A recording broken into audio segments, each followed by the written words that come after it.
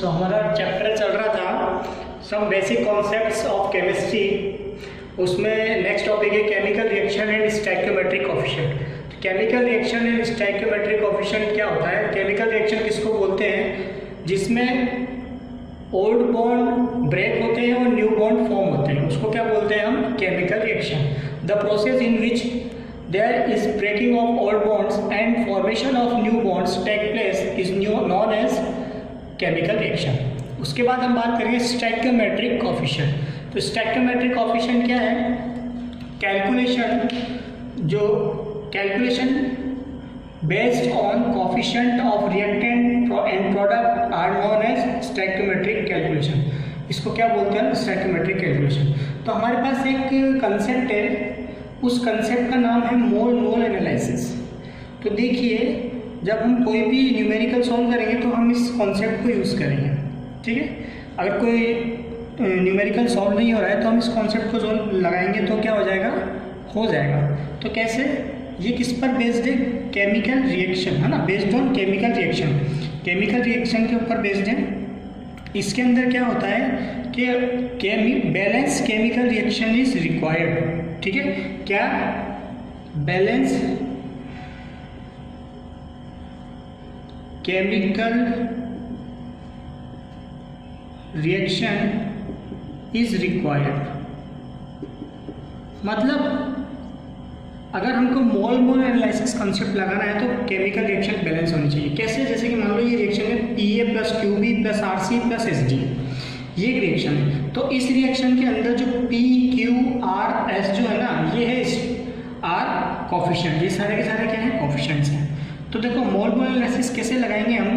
देखो यहाँ पर A है और ये B है, ये दोनों रिएक्शन कर रहे हैं, इससे C और D बन रहा है। तो इसका कोएफिशिएंट क्या है? A का कोएफिशिएंट P है, B का कोएफिशिएंट Q है, C का कोएफिशिएंट R, D का कोएफिशिएंट S। तो कैसे लिखेंगे? मोल्स ऑफ A के moles divided by stoichiometric coefficient of A कितना है? P। तो उसको P लिख देंगे। इज इक्वल टू होता है, बराबर होता है moles of B divided by stoichiometric coefficient of B is equal two moles of C divided by stoichiometric coefficient of C कितना है? R इज इक्वल टू होता है moles of D divided by stoichiometric coefficient of S। तो ये हमें याद रखना है, ठीक है। तो जैसे हम एक न्यूमेरिकल पे इसको अप्लाई करके देखना चाहते हैं कैसे इसको यूज करते हैं, देखो समझो। जैसे एक रिएक्शन है KClO3 से KCl बन रहा है plus O2। If 0.2 mole of KClO3 was used in above reaction, then moles of KCl formed and volume of O2 formed at SGD। ये हमको क्या करना है? फाइंड आउट करना है। तो सबसे पहले अगर हम मोल एनालिसिस कॉन्सेप्ट लगाएंगे, कौन सा कॉन्सेप्ट लगाना चाहते हैं? मोल एनालिसिस। तो उसके लिए क्या चाहिए? पहले तो बैलेंस रिएक्शन चाहिए।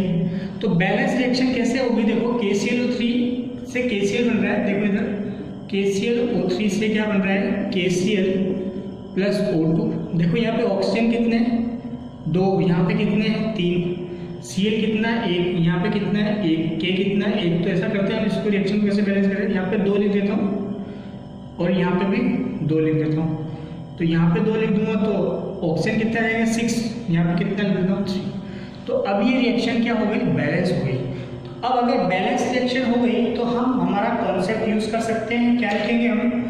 Moles of KClO3 divided by stoichiometric coefficient कितना है इसका? 2 इज इक्वल टू बोलेंगे moles of KCl divided by stoichiometric coefficient of 2 is equal to हो जाएगा moles of O2 divided by stoichiometric coefficient कितना है? 3। अब हमको ये बोल रहा है कि moles of KCl form, KCl के कितने मोल्स फॉर्म हुए, ठीक है। तो सबसे पहले तो हमको क्या दे रखा है क्वेश्चन में? 0.2 मोल KClO3। तो KClO3 के मोल दे रखे हैं हमको। तो हम क्या करेंगे? इन दोनों को सोल्व कर लेंगे, इन दोनों को लेके। कैसे लिखेंगे? Moles of KClO3 divided by 2 is equal to क्या हो जाएगा? Moles of KCl divided by 2, क्योंकि ये फॉर्म हो रहा है तो इसी के बारे में पूछ रहे हैं। मोल्स ऑफ KCl बताने हैं हमको। तो इसकी वैल्यू हमें पता है 0.2 दे रखी है, divided by 2 is equal to हो गया moles of KCl divided by 2। तो ये आ जाएगा मोल्स ऑफ KCl, यहाँ से ये इधर इधर मल्टीप्लाई हो जाएगा, तो मोल ऑफ KCl कितना आ जाएगा 0.2 मोल। क्लियर है? कितने फॉर्म बना है मोल्स ऑफ KCl के 0.2 मोल्स। अब इसके बाद ये बोल रहा है कि वॉल्यूम बताना है हमको, volume of O2 form at STP standard temperature and pressure. तो उसके लिए भी हम वापस अगेन वही वाला कॉन्सेप्ट लगा देंगे। अब इस वाले केस में हम क्या करेंगे, देखो समझो, अब O2 के मोल्स निकालने फाइंड आउट करने, तो O2 के मोल्स फाइंड आउट करने के लिए अब हम कौन कौन सी रिएक्शन को पकड़ेंगे, इस वाली को, इस वाली को, फर्स्ट और थर्ड को। तो हम क्या लिखेंगे, moles of KCl O3 divided by 2 is equal to क्या हो जाएगा, moles of O2 divided by 3। Moles of O2 निकालना, इसकी वैल्यू हमें है हमारे पास 0.2 डिवाइडेड बाय 2, तो ये 3 इधर मल्टीप्लाई हो जाएगा, तो into 3 equal two moles of O2। ठीक है, इसको सॉल्व करेंगे तो ये कितना आ जाएगा 6 और 3.3 मोल्स, है ना, तो 0.3 आ जाएगा। इसको सॉल्व करेंगे तो मोल्स ऑफ O2 कितना आ गया 0.3 मोल्स। अब देखो अगर हमारे पास मोल्स है, इधर देखो ये पूछ रहा है volume of O2 at STP standard temperature pressure, standard condition पे पूछ रहा है और हमको क्या गिवन है, मोल दिया है। तो हम एक कॉन्सेप्ट पढ़े थे स्टार्टिंग में कि अगर हमको मोल दिया हुआ है और इधर वॉल्यूम STP कंडीशन पूछी थी, तो मोल से वॉल्यूम निकालते तो इंटू 22.4 करते थे, वॉल्यूम से मोल्स निकालते तो क्या करते थे, डिवाइड बाय 22.4 लीटर। तो यहाँ पर हमारे पास मोल्स आ गए, तो मोल से वॉल्यूम निकालना है O2 का, तो वॉल्यूम ऑफ O2 के लिए क्या कर दूंगा, into 22.4, volume of O2 is equal to क्या कर देंगे 0.3 इंटू 22.4। तो जब हम इसको सॉल्व करेंगे तो इसका आंसर आएगा 6.72 ये आएगा। ठीक है, समझ में आया क्वेश्चन कैसे सॉल्व करना है, मोल एनालिसिस। ठीक, नेक्स्ट है हमारे पास लिमिटिंग रीजेंट। तो लिमिटिंग रीजेंट क्या होता है, reactant which is present in less stoichiometric amount is known as limiting reagent. ठीक है, तो लिमिटिंग रीजेंट किसको बोलते हैं, रिएक्टेंट जो कि क्या होता है लेस स्टोइकियोमेट्रिक अमाउंट में प्रेजेंट होता है, उसको लिमिटिंग रीजेंट LR बोला जाता है। ठीक है, अगर किसी रिएक्शन में एक बार LR फिनिश हो जाता है तो रिएक्शन क्या होती है, इमीडिएटली स्टॉप हो जाती है and further formation of product will not take place, और फर्दर दोबारा से उसके बाद क्या होता है, प्रोडक्ट का फॉर्मेशन नहीं होता है। जैसे मान लो A और B आपस में रिएक्शन कर रहे हैं और ये क्या बना रहे हैं C+D। क्लियर है, अब ये रिएक्शन है। अब मान लो A क्या है, लिमिटिंग रीजेंट है, क्या है लिमिटिंग रीजेंट, LR है A अगर LR है तो A और B की रिएक्शन करेंगे तो क्या होगा, अगर मान लो A का 1 मोल है, B का कितना है 2 मोल्स, तो अगर नंबर ऑफ मोल्स किसके कम है, A के, तो A का 1 मोल B के 1 मोल के साथ रिएक्शन ही करेगा। ठीक है, समझ में आ रहा है, तो कभी भी इसका 1 मोल 2 मोल के साथ रिएक्शन नहीं कर पाएगा। ठीक है, इसका अगर 1 मोल दिया हुआ है तो वो इसके 1 मोल के साथ ही रिएक्शन करेगा। ठीक है, 2 के साथ थोड़ी करेगा। तो लिमिटिंग कौन है, ये। तो जो लिमिटिंग होता है उसी के अकॉर्डिंग सामने वाला प्रोडक्ट बनता है। जैसे कि यहाँ पर लिमिटिंग A कितना है 1 है, तो ये भी कितना बनेगा 1 बनेगा, ये भी कितना बनेगा 1 बनेगा। क्लियर होगी बात। तो देखो लिमिटिंग में क्या होता है, अगर एक बार लिमिटिंग रीजेंट खत्म हो जाए, स्टॉप हो जाए, तो अगर खत्म हो जाता है लिमिटिंग रीजेंट तो क्या होता है, रिएक्शन स्टॉप हो जाती है। ठीक है, और अगर फर्दर हमें प्रोडक्ट बनाना है तो फिर उसके लिए हम क्या करेंगे, या तो इसको बढ़ाएंगे इसके अंदर, रिएक्शन के अंदर।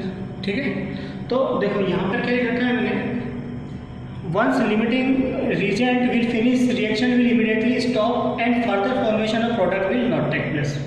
नेक्स्ट थर्ड पॉइंट है इसका, for calculation of limiting reagent balance reaction is required. मतलब कि रिएक्शन का बैलेंस होना बहुत जरूरी है, वरना हम लिमिटिंग रीजेंट कैलकुलेट नहीं कर पाएंगे। ठीक है, तो लिमिटिंग रीजेंट का फॉर्मूला क्या होता है, फोर्थ यहाँ पर लिख देता हूँ, LR निकालने का फॉर्मूला होता है मोल डिवाइडेड बाय स्टोइकियोमेट्रिक कोएफिशिएंट। ये फॉर्मूला होता है लिमिटिंग रीजेंट निकालने का। क्या फॉर्मूला होता है, मोल डिवाइडेड बाय स्टोइकियोमेट्रिक कोएफिशिएंट। अब जैसे एग्जांपल से हम समझेंगे, A + 2B से बन रहा 3C, तो अगर A के गिवन कितने मोल से 5 मोल से, B के कितने मोल से 8 मोल से, तो हमको क्या निकालना है, इन दोनों में से LR कौन है ये हम जानना चाहते हैं। तो हम हम कैसे निकालेंगे? जो एलआर का फॉर्मूला मैंने आपको बताया वो क्या है, moles divided by stoichiometric coefficient. इसका स्टोइकियोमेट्रिक कोएफिशिएंट कितना है 1, तो ये हो गया 5/1। क्लियर? अब जैसे 2 भी है तो 8 मोल्स, तो ये हो गया moles divided by stoichiometric coefficient कितना है इसका 2 डिवाइडेड बाय 2, तो ये कितना हो जाएगा, ये 4 हो गया। तो एलआर क्या हो जाएगा इसमें, ये इसकी वैल्यू होगी 5, इसकी वैल्यू होगी 4, तो लेस क्वांटिटी में कौन है ये, तो यानी कि क्या है बी जो होगा वो क्या हो जाएगा एलआर। तो एलआर क्या है इस वाली रिएक्शन का, जो एलआर है वो क्या है बी। ठीक है, सेम अगर हमको एक रिएक्शन दे रखी है ऐसे, इधर देखो समझेंगे, aluminium plus sulphur plus oxygen reaction करके Al2SO4 बोल्ट्राइज बना रहे हैं। ठीक है, इस पे गिवन है कि एल्यूमिनियम का 2 मोल है, सल्फर का 3 मोल है और ऑक्सीजन का 8 मोल है। हमको फाइंड आउट करना है सबसे पहले एलआर फाइंड आउट करना चाहता हूँ मैं। एलआर कैसे होते हैं, मोल्स डिवाइडेड बाय, फॉर्मूला क्या होता है एलआर का, डिवाइडेड बाय स्टोइकियोमेट्रिक कोएफिशिएंट, फिर moles divided by stoichiometric coefficient, moles divided by stoichiometric coefficient. जिसकी वैल्यू कम होगी वो क्या होगा एलआर होगा।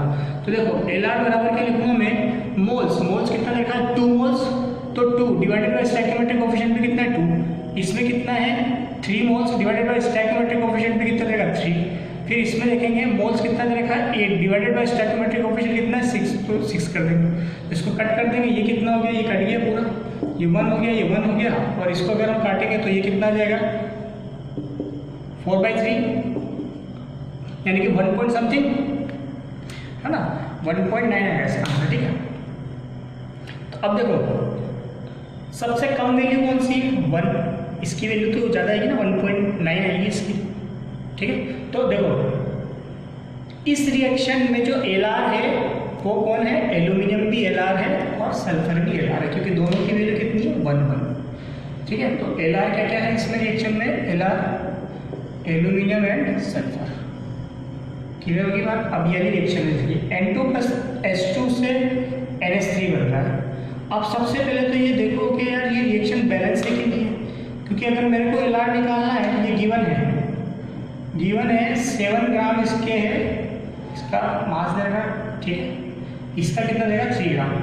तो पहले बैलेंस रिएक्शन कर देंगे, तो यहाँ पे 2 लिख देंगे, सॉरी 3 लिख देंगे और यहाँ पे 2 लिख देंगे, तो रिएक्शन बैलेंस हो जाएगी।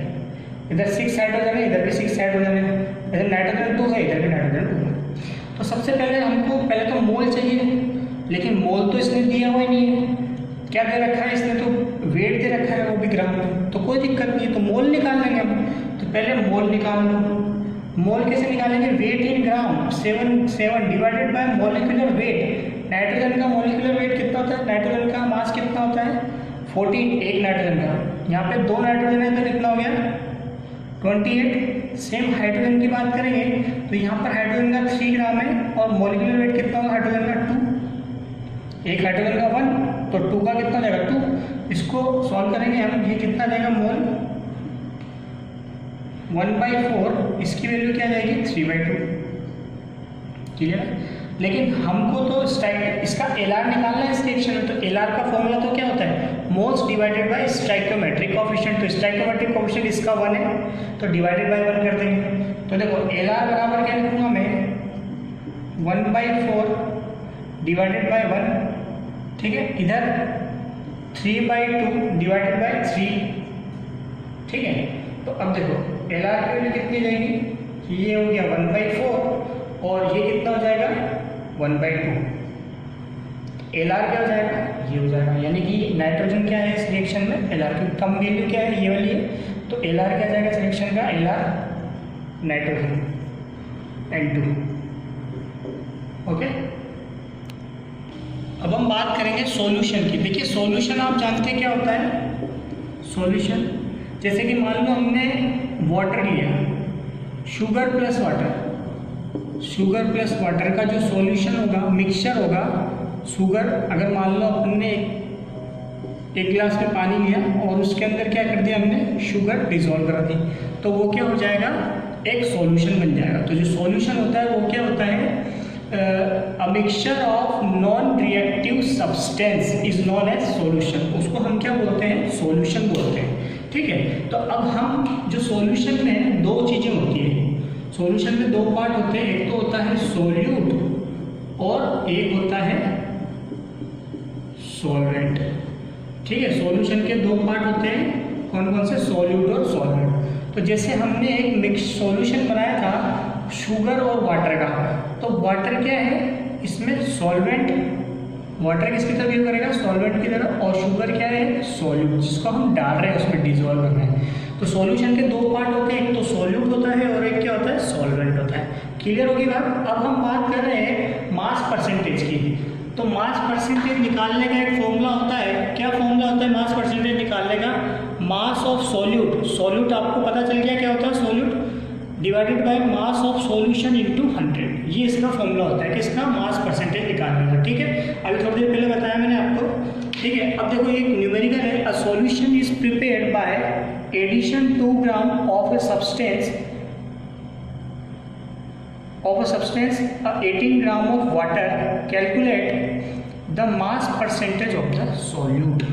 मास परसेंटेज निकालना है सोल्यूट का। ठीक है, तो मास परसेंटेज का फॉर्मूला क्या है, mass percentage of solute is equal to क्या लिखेंगे हम, mass of solute, mass of solute अभी थोड़ी देर पहले ऊपर पढ़ा हमने, divided by mass of solution into 100, ये लिखेंगे हम। मास परसेंटेज निकालने का फॉर्मूला क्या है, मास of solute divided by mass of solution. तो सोल्यूट क्या है इसमें, 2 ग्राम कोई सब्सटेंस है जो पानी में हम डाल रहे हैं। तो देखो पानी तो क्या हो गया इसमें सॉल्वेंट, और 2 ग्राम क्या है, कोई सब्सटेंस है। ठीक है, तो फॉर्मूला क्या लग जाएगा, मास ऑफ सोल्यूट कितना रहेगा, 2 ग्राम। ठीक है, divided by mass of solution. तो देखो 2 ग्राम सब्सटेंस किसके अंदर जा रहा है, 18 ग्राम वाटर के अंदर, तो मिलके क्या बनाएगा, एक सॉल्यूशन बनाएगा। तो उसको क्या करेंगे हम, दोनों को ऐड कर लेंगे, तो 2 + 18 × 100 लिख देंगे। इसको सॉल्व कर लेंगे, कितना हो गया, 18 + 2 क्या गया 20, ये 100 है, ये कट गया यहाँ से, ये 0 ये कट गया, तो कितना गया 10% आएगा।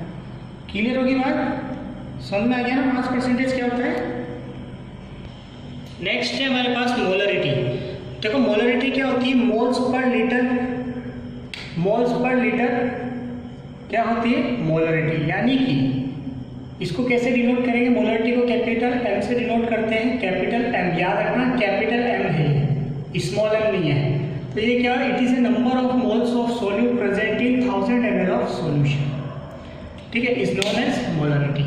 तो फॉर्मूला क्या होता है मोलरिटी का, number of moles of solute, solute के मोल, सॉल्यूशन के दो पार्ट होते हैं, एक होता है सोल्यूट, एक होता है सॉल्वेंट। तो सोल्यूट के मोल है डिवाइडेड बाय सॉल्यूशन का वॉल्यूम। ठीक है, ये किस में है 100 ml। ठीक है, लीटर में भी लिख सकते हैं इसको। ठीक है, उसके बाद molarity of dilution of a solution.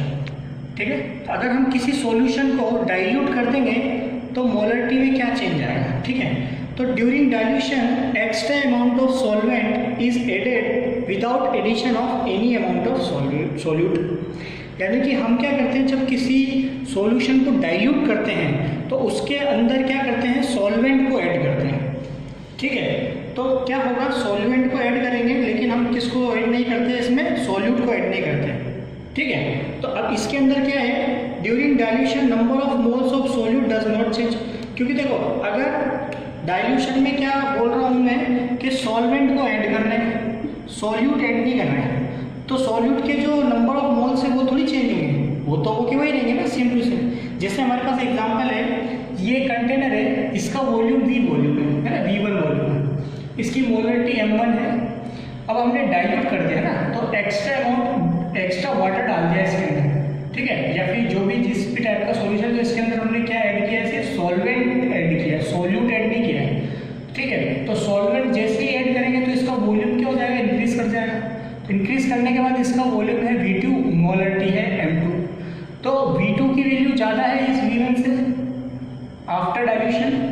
ठीक है, ये डाइल्यूशन के बाद है, तो डाइल्यूशन के बाद क्या है, वॉल्यूम V2 है, मोलरिटी M2 है। डाइल्यूशन के जस्ट पहले क्या है, वॉल्यूम V1 है, मोलरिटी M1 है।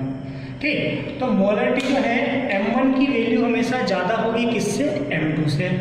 अच्छा, क्यों होगी M1 की वैल्यू ज़्यादा M2 से, क्योंकि मोलरिटी क्या होता है, number of moles of solute present in 1000 ml of, number of moles of solute present in 1000 ml of solution, ठीक है, यानी कि मोल्स पर लीटर, ठीक है।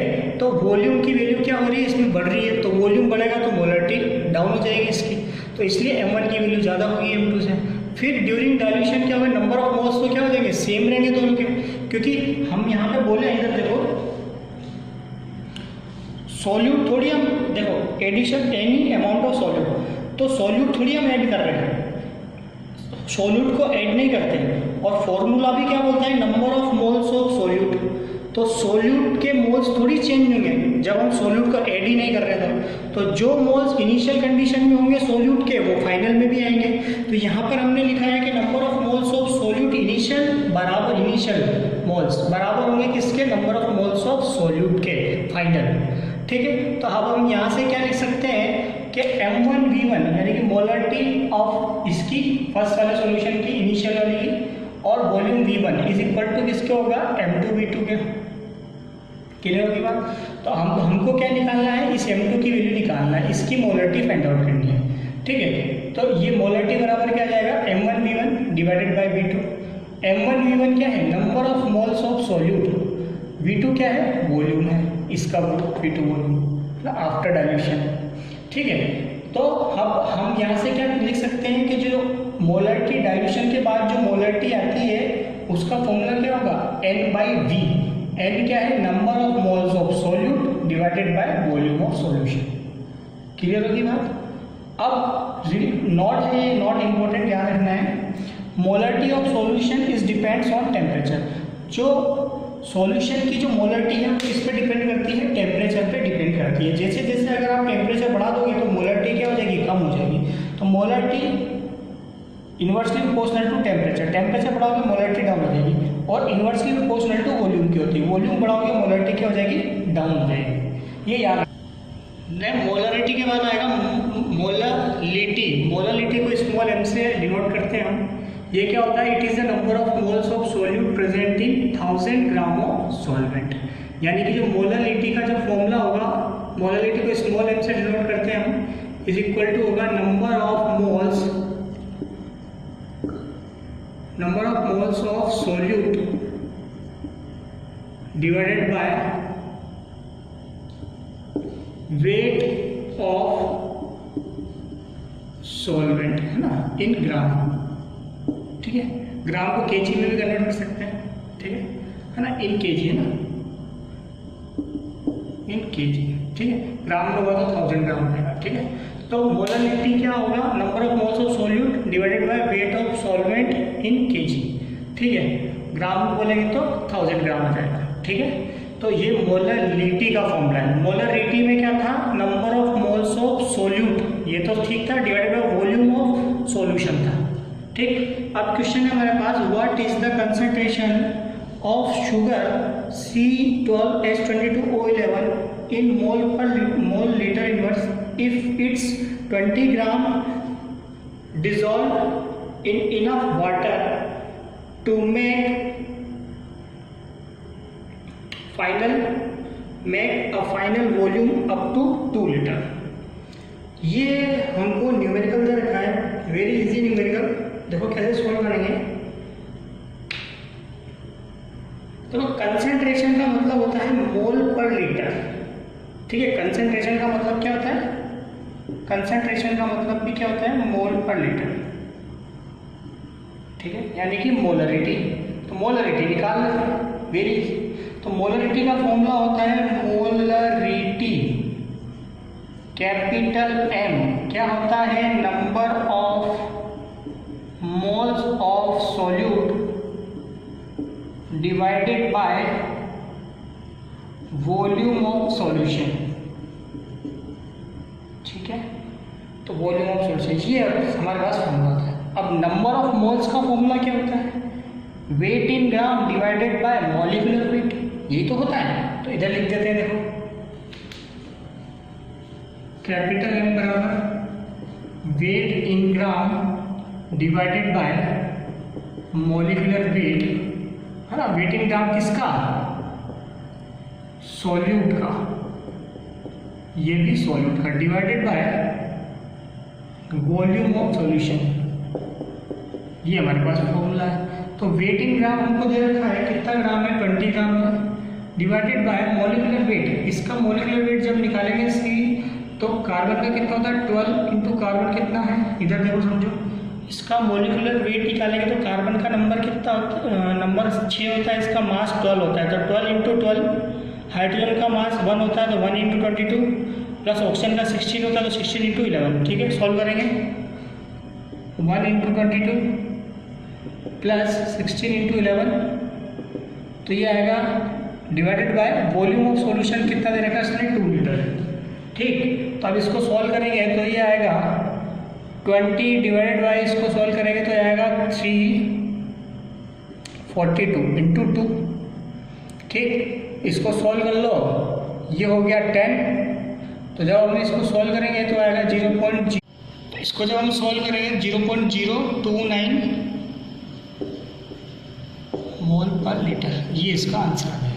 मोलरिटी ये इसने पूछा था, मोलरिटी मतलब कंसंट्रेशन, तो कंसंट्रेशन कितनी होगी, इतनी होगी। क्लियर है।